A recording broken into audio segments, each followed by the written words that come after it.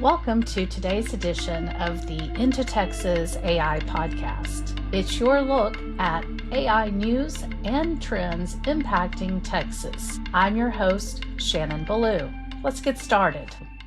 Erin Brockovich, AI infrastructure, and the communities powering the future. Some stories are interesting because of what happened. Others are interesting because of who is paying attention. This is one of those stories. Welcome to IntoTexas AI podcast. When you think of Erin Brockovich, you probably think about environmental activism, corporate accountability, and maybe even one of the most famous legal cases in modern American history. What you probably don't think about is artificial intelligence. Yet, just in April, Brockovich launched a new crowdsourced data center mapping initiative that places her squarely in the middle of one of the biggest technology stories of our time. And because Texas has become one of the leading destinations for AI infrastructure investment, well, the story has a particularly important connection to our state. Today, we're going to explore what Brockovich has created, why she says it matters, why Texas sits at the center of the conversation, and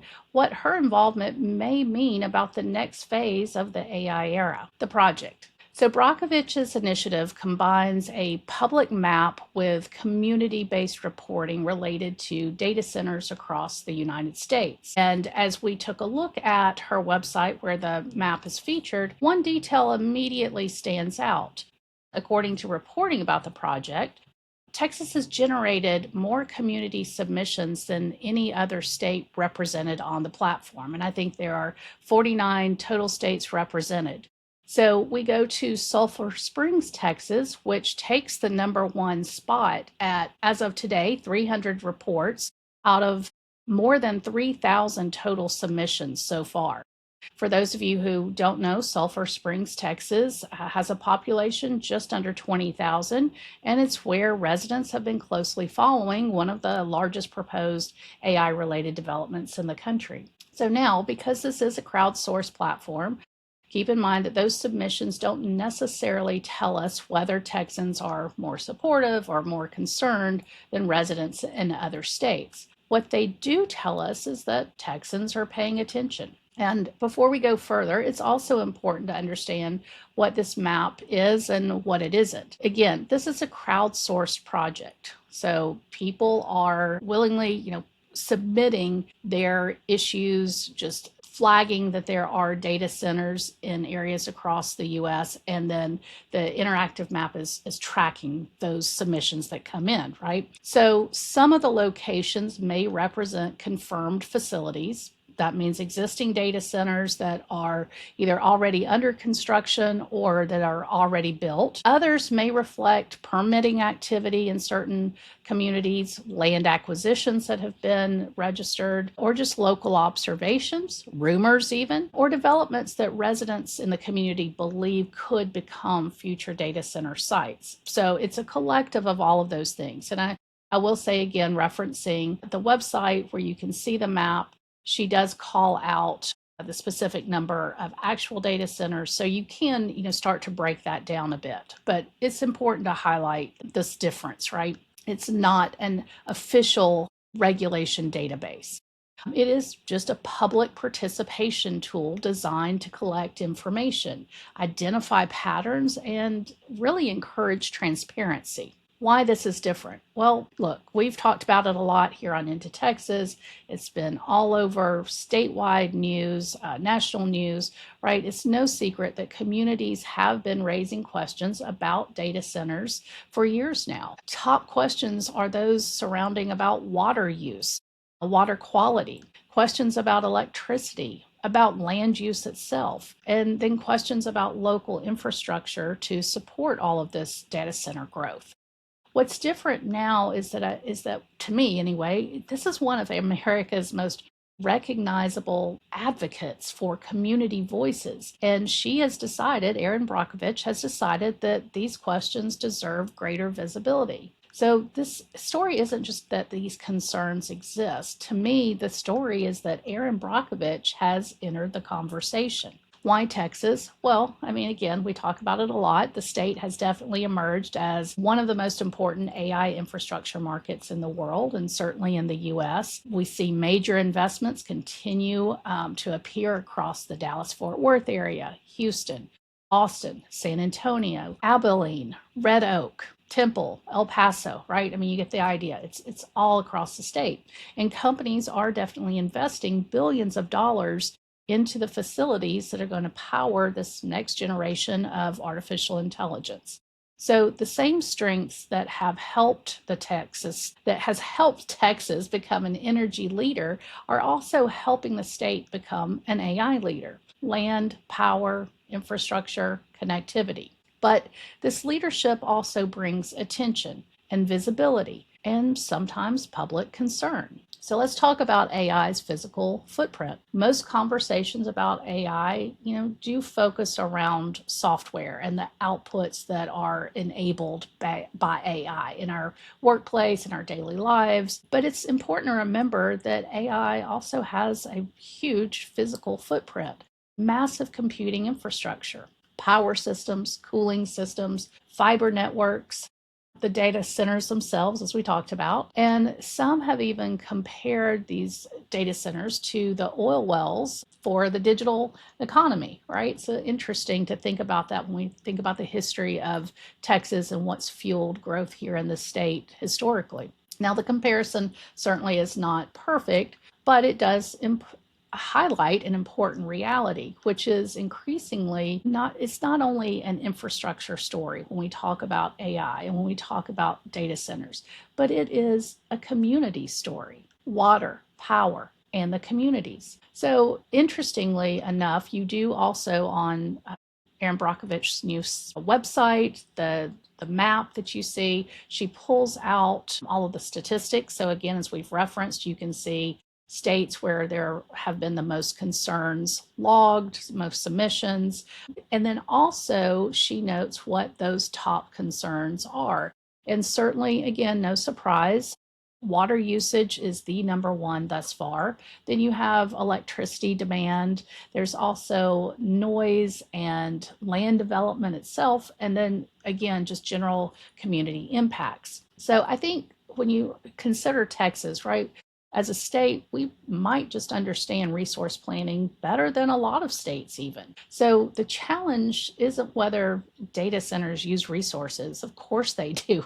We know that. But the challenge is increasingly becoming how communities are going to balance the economic opportunity that comes from data centers in particular with that longer term planning and transparency. We saw a recent example of this exact debate play out, and that was in Hill County, just south of Dallas Fort Worth area.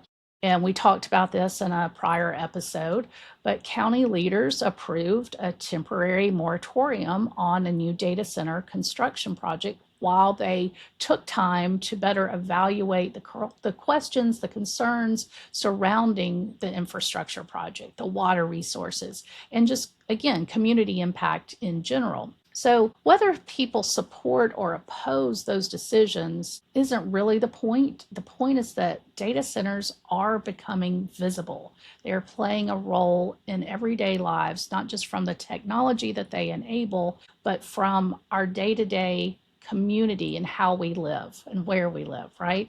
And those communities are definitely paying attention. And local leaders are increasingly being asked to, again, balance that growth with quality of life considerations. Why hasn't this been a bigger story? Now, I'm not talking about the concerns that are generated out of communities where data centers are, front and foremost in the public eye, right? I'm not talking about that, but I was curious when I saw this story pop up. There was a news link and some alerts that I get that mentioned this new website from Erin Brockovich. And as I tried to dig in and research a little bit more about it, I was surprised at how few national stories or national publications had reported on it yet. Matter of fact, I think today I finally saw something in, I want to say Fast Company, but it's been really few. Now, to me, again, Erin Brockovich is this huge voice for activism, for giving visibility to communities and to people who maybe haven't been able to get that on their own. And her background, her reputation, her consulting business that she's had in the past, the books she's done, right? To me, she does stand out as a just really important voice of our times. And so, again, it was interesting to me that while the site, as far as I can tell, launched sometime in mid to late April. And so just, coming up a month, a little over a month that it's been live, but still, I was just curious as to why this hasn't garnered more national attention yet, especially given how big a story that AI in itself is, right? It's one of the most discussed technologies in the world right now, and data centers are becoming critical infrastructure. So on paper, it feels like a big deal. Perhaps maybe we're still thinking about AI primarily as software or as the deliverables. And maybe it just means that the conversation is only just getting started. And perhaps this is just the first chapter of a much bigger and a much longer story. So, what comes next? Maybe another interesting question isn't about the map itself. It's truly, what happens now? What do we do? What does she do with all of this data, with all of this input from the public?